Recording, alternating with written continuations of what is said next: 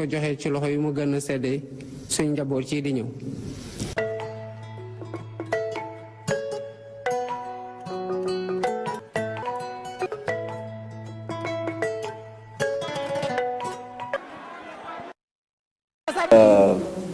siège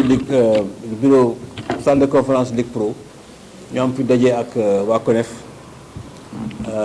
ñi ñëwoon fii di ma bëral loo xam ne vraiment lu ma neex la maanaam que ñoom seen deuxième édition bi nga xam ne moo ñu organisé muy Challenge Cup ñu war ko door ci fan yi ñu jagleel ma ko maanaam daal bëgg ma ci sargal loolu nag mu nekk lu ma neex mu nekk lu nga xam ne gaa lu ma rafetlu ndax mën naa ne ki ñu koy defal mook ñoom benn lañu parce que bu fekkee da nga am ay nit yu nga xam ne dañuy toppatoo xale yi ci suuf yow boo jàppee sa bopp que ne nekkoon nga xale te am na ko lu doon jàngal fubal ba nga nekkee xale ba nga nekkee mag kooku il faut nga jox ko cër boobu nag moo tax ma nangu ko moo tax également aussi mën nañ ci gërëm ci li nga xam ne nekk nañ ko maanaam mbooloo def seen doole ba mun di jël en charge xale yi nga xam ne ñoo nekk Sénégal parce que macha allah Sénégal nekk na réew boo xam ne dañu am ay xale yu xarañ donc bu ñu gimmee rek yem ci koo xam ne dinañ tàggat dafa am solo mais comme ni ma ko waxee tàggat boobu également aussi il faut que ki nga xam ne mooy tàggat xale yi également aussi mu nekk ñun priorité pour fédération ak DTN kooku dañ ko war a jox jumtukaay yoo xam ne dina mun tàggat xale yi parce que c'est important comme que moo njëkk ci xale bi lu mu def ci moom xale ba lay màggee bu fekkee ne nag léegi amul jumtukaay yoo xam ne ak xarala ak également xam-xam moom mooy xam ne mën na ko def ci xale bi bu xale bi màggee je pense que du ñu am njëriñ ci moom mais par contre bu amee xarala bi am xam-xam bi bay commencé ci xale bi ñu am yaakaar ne bu màggee peut-être que dañu am njëriñ pour moom te loolu jàpp naa ni moo nekkoon ñun en tout cas DTN suñu priorité mooy fexe ba nga xam ne ñi nga xam ne ñooy nekk ci xale yi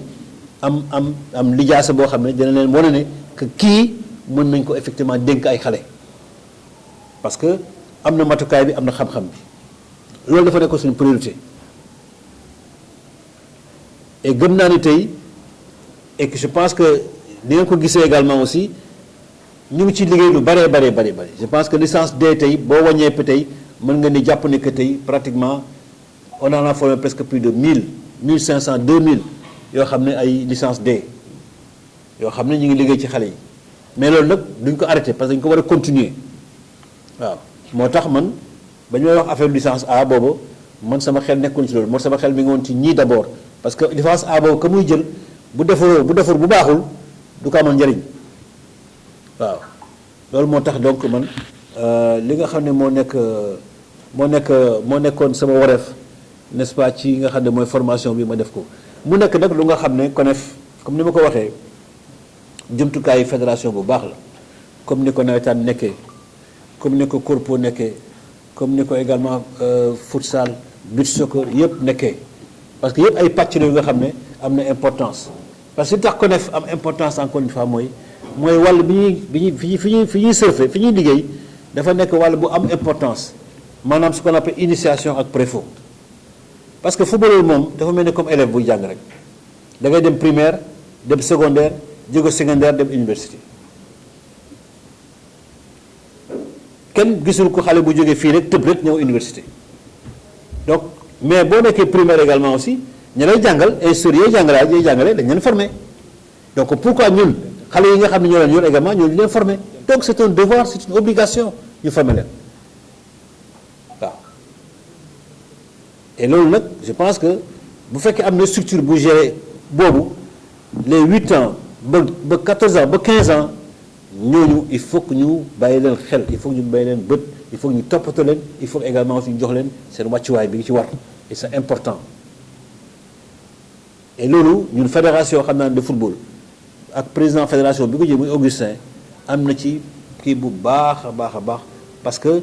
CONEF bi également aussi di ko dafa alpha daa waxee nga xam ne ñun def nañ ci pour mu taxaw moom ci boppam def na ci kéttanu kattan pour mu taxaw waaw te am na lu njëriñ boo xam ne mën nañ ko toucher du doigt mën nañ ko palper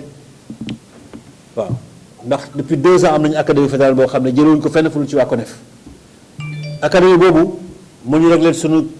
U15 yi dem tournoi scolaire di ko gagné académie boobu moo ñu réglé sunu U17 yi qualifié Coupe d'Afrique ba kër démb donc am na njëriñ tey amatuñu problème mu relève au niveau des jeunes à cause pourquoi parce que seulement on a la CONEF on a les jeunes yoo xam ne tey am na une porte d'entrée bu ñu soxlaa dañuy dem directement ak ñoom wut fa jël fa te jàpp naa ne également aussi quand même ni ñu fa jëlee noonu la fa yeneen centre de formation yu bari jëlee ñooñu tey ñooy nekk xale yi tey ñooy gagné Coupe d'Afrique xale yooyu ñooy dem Coupe d'Afrique ci yéen lañu jógee donc résultat yi ñu am ni nekkul lu hasard parce que gënuñu demin Guinée nii Mali nii Côte d'Ivoire nii kenn ba nga xam ne ñun wala ñu mën a bokk ay jogante yoo xam ne dañu koy gagné wala ñu réaliser leen lu nga xam ne peut-être pays mosu ko réaliser maanaam nga qualifier sa équipe yëpp ci compétition coupe loolu vraiment il faut le faire U15 U17 U20 CHAN Coupe d'Afrique au niveau des filles également aussi beach soccer mais loolu lu ko waral c'est parce que simplement il y a dafa am gàncax bu fi nekk boo xam ne ñii am nga xam ne ñoo yor tool di ko bay mu nekk ay baykat yu nga xam ne yu xarañ nañu c'est tout y a pas autre chose fédération accompagné def ay moyens ñu dem loolu nag boo ko amee ci dëkk parce que dama ne dama ko fàtte en français sax parce que CONEF dafa am benn vidéo boo xam ne dama ko def ci CONEF ak Antoine Bafoué mais vidéo wër na àdduna benn séminaire mu ne woon FIFA ñu demandé ma def une présentation du football sénégalais au niveau des jeunes bi ma ko defee vidéo bi wër na àdduna te yu bari tey dañu ñee ci CONEF dañu ñeewoon ci nawetaan parce que ils comprenaient pas Sénégal naka la mën a organiser nawetaan ak ay 10 000 licenciés mais gën nañu ñee également ak CONEF maanaam l'organisation bi ñuy def autour des écoles de football et je sais que aujourd'hui tey il y a beaucoup de pays yoo xam ne tey n'est-ce pas ils m'ont demandé vraiment comment on a fait et je leur explique comment on a fait et ñu ngi ci yooyu parce qu'en fait c'est la bonne voie c'est la meilleure voie n'est-ce pas di wax également aussi comme nay projet yu nga xam ne ñu ngi ko ci nekk parce que toujours dans le cadre du développement du football des jeunes parce que dañu demoon benn séminaire il y a 2 semaines ou 3 semaines à Saly boo xam ne y avait président ligue yi fa nekkoon des DTR la DTN et on avait invité également la CONEF parce que c'était pour réfléchir parce que comment on peut mailler tous les jeunes naka la ñu mën a jox chance xale yépp ñu mën a bénéficier wu de l'encadrement de qualité parce que warul nekk rek waa Dakar wala waa Thiès wala waa Diourbel et cetera il faut quand même que ñu nekk xale yi nekk yépp parce que football bi xale yépp mën football tey dans les clubs là vous voyez des enfants des gens qui habitent Sédhiou qui habitent Kolda qui habitent Marsassoum qui habitent partout Kédougou partout ça veut dire que donc am na ay xale yu mën a football yu nekk foofu mais malheureusement amuñu saa ñu gis leen donc loolu moo tax ñu créer ce qu'on appelle des pôles de développement on a 6 pôles de développement yoo xam ne dañ koy créer yoo xam ne chaque pôle da nga am au moins la possibilité nga jël 40 jeunes donc 20 U13 20 U15 les meilleurs bien sûr yi nga xam ne à chaque fois ñu am possibilité am fête ou grandes vacances xale yooyu ñu woo leen ñëw dafa ñoom 10 jours ou 15 jours ou 1 mois di leen tàggat di leen préparer pour que ñun effectivement gën leen améliorer mais loolu bu ñu ko maayee ça veut dire que donc tous les jeunes en tout cas peut-être ñiy jaar ci filet bi di rëcc du bari maintenant ce que fait la CONEF au niveau national je pense que président am naa yaakaar ne xale yëpp daañu mën a am chance pour effectivement ñu mën leen gis mën leen été et loolu c'est important et loolu dañ ko réaliser parce que en fait la FIFA bi ñu ko présenté projet bi vraiment validé na ko et financé na ko ba l'argent est dans les caisses de la fédération donc on est en train de travailler pour la mise en place de ces pôles de développement n'est-ce pas et sûrement peut-être que les éducateurs qui sont là-bas yéen a fay nekk on choisira parmi les éducateurs des régions pour effectivement gérer ces jeunes-là parce que on va nommer un responsable un DTR qui va nommer un encadrement mais l'encadrement ce sera les éducateurs ce sera vous ce sera les éducateurs de chaque localité n'est-ce pas moi beneen projet également boo xam ne également aussi ñu ngi ci parce que am na 4 semaines ou 5 semaines yoo xam ne de le département direction des talents te Antoine Bafoué jiite woon ko ànd ak yeneen ay naataangoom yu ñëwoon fii def fi visite 5 jours académie Génération Foot Dakar Sacré-Cœur ak Jambar li tax ñu ñëwoon fii c'est parce qu'en 2021-2022 FIFA dafa lancé woon benn programme d'analyse de la situation du football dans l'Afrique maanaam association bu nekk donc 2021 année bi yëpp pendant 1 an ils ont fait des analyses parce que ils ont fait des interviews ñëw nañ fii dem ci académie yi n'est-ce pas dem ci club yi dajeek nii waxtaan pour xool exactement le football sénégalais naka la demee ba càmbar ko et ensuite ñu sortir nag maintenant un document boo xam ne analyse de l'évolution du football sénégalais ci pàcc bu nekk nag c'est-à-dire que wàllu par exemple équipe nationale yi wax nañu seen xalaat dañu ci gis ci wàllu également ressources humaines c'est-à-dire mooy les entraîneurs techniques seen xalaat ci wàllu également académie également wax nañu seen xalaat ci wàllu également aussi développement des talents wax nañ ci également ci wàllu football local bi également wax nañ ci donc vraiment mu nekk document boo xam ne vraiment bu bien boo xam ne ñun bi mu ñëwee en 2022 fin 2022 ñun DTN on l'a exploité à fond pour voir effectivement que ne ñun effectivement que il faut ñu jël direction yi gars yi jël parce que c'est une bonne direction qui peut nous permettre d'arriver effectivement à développer le football sénégalais et à mettre des résultats, n'est-ce pas? Et ce document-là, d'ailleurs, on l'a partagé avec certaines académies. Et d'ailleurs, même dans une semaine, on va le partager encore une fois avec plus d'académies, parce qu'on a un séminaire de partage de ce document-là, effectivement. Parce que là, on va le choix de ces 3-là. Parce qu'en fait, après l'analyse-là, la FIFA a reconnu que le Sénégal était une référence en matière d'académie en Afrique. Avec ces 3-là, Génération Foot, Jambar et Dakar Sacré-Cœur. Et ci loolu moo tax d'ailleurs c'est un projet pilote bi ñu teg en place avec un projet de 200 millions de dollars. Ils ont choisi 5 pays dans le monde, 5 pays. Et parmi ces 5 pays, le Sénégal fait partie de ces 5 pays-là. Avec le Maroc comme pays africain. Ñu ci des yëpp ay pays yeneen pays la quoi. C'est pour montrer qu'on doit être fier de ça. Parce que personne n'est là-bas pour jàppale le Sénégal, mais c'est parce qu'ils ont un regard sur le Sénégal, sur les résultats, sur le travail qui se fait, n'est-ce pas? Et sur également aussi le nombre de jeunes qui jouent partout dans le monde, n'est-ce pas? Et c'est ça la référence aujourd'hui, n'est-ce pas? C'est pourquoi on a été choisi. Et ce projet-là va continuer d'accompagnement des académies. Et on aura un séminaire 18-19 février. Ils vont revenir encore ici, déjà également académie, pour effectivement waxtaan pour xool également les points yi nga xam ne ak faiblesse yi nga xam ne war nañ ko mën a liggéey pour mën a développer académie développer le footballeur parce que liñ ciy liggéey yëpp c'est pour que nous connaissions des footballeurs de haut niveau capables de rivaliser avec le monde maintenant parce que je pense que le Sénégal l'Afrique dafa war a toll ci ay quart de finale demi-finale on doit jouer de finale de coupe du monde on doit gagner de coupe du monde parce qu'on a des garçons qui sont capables mais li nga xam ne moo ñu différence ak ñee c'est parce que dafa am lu nga xam defaguñu ko ba léegi te loolu ñu bëgg a def nag maanaam permettre xale yi ñi nga xam ne ñoo gën a xarañ ñuy jouer seen biir di alterner seen biir gën a yokk seen compétitivité et c'est ça qui va faire qu'effectivement ñu am ay sélection nationale yu baax avec de jeunes garçons de très haut niveau capables de rivaliser avec les gens qui sont en Europe et partout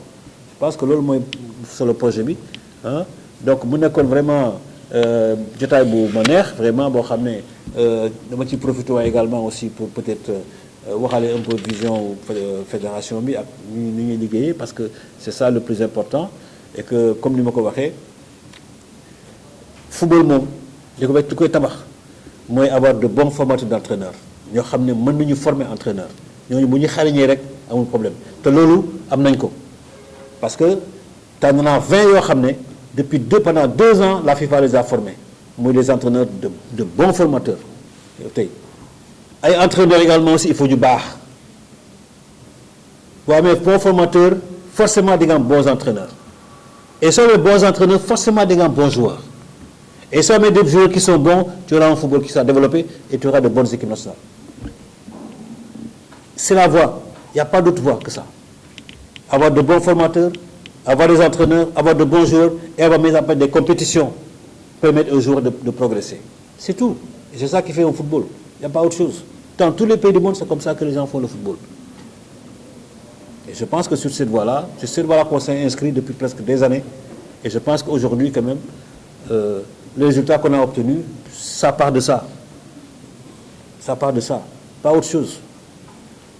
On a des clubs qui sont bien formés, on a des académies qui sont bien formées, on a un football également qui est rayonnant, des championnats qui sont réguliers, qui se jouent régulièrement,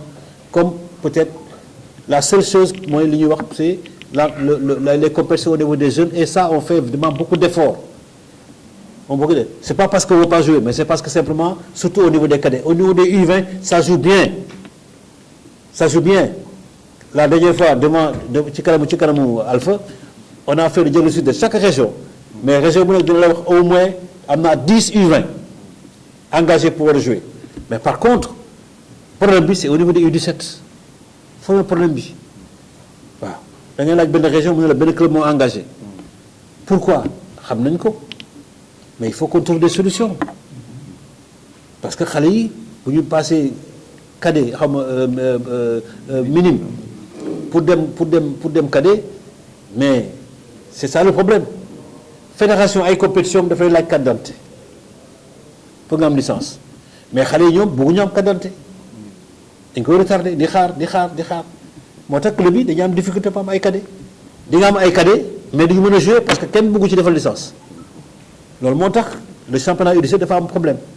Mais il faut nous compenser effectivement par des tournois comme ça. Au moins, comme bien organisé. Comme bien également aussi, l'académie d'organiser une bière, de jouer une bière. Parce que sinon, vraiment, c'est la catastrophe. Mais de l'autre côté également, il faut faire également, également U17. Parce que les gens jouent avec le club, parce qu'ils ont une licence, mais au moins, avec le quelle est la cadence? Donc, nous jouons fort. C'est la catastrophe si nous ne jouons pas ici, nous jouons ici. Mais au moins, nous jouons ici. Donc, il faut trouver une solution. Je pense que on va y arriver, Inch'Allah, parce que nous devons concentrer sur nos enfants. Je pense que au niveau des écoles de foot, c'est le travail également que les éducateurs doivent faire. Il faut leur faire comprendre que ça ne sert à rien de hein. Il faut gravir les échelons normalement. Hein? Minime de cadet, de senior, normalement. Hein? Voilà, c'est bien. Hein? Je pense que voilà les mots vraiment qu'on dirait un centre vraiment ci téwaay bi vraiment voilà. joxe ci loxo yu mu gën a séddee suñ njaboot ci di ñëw.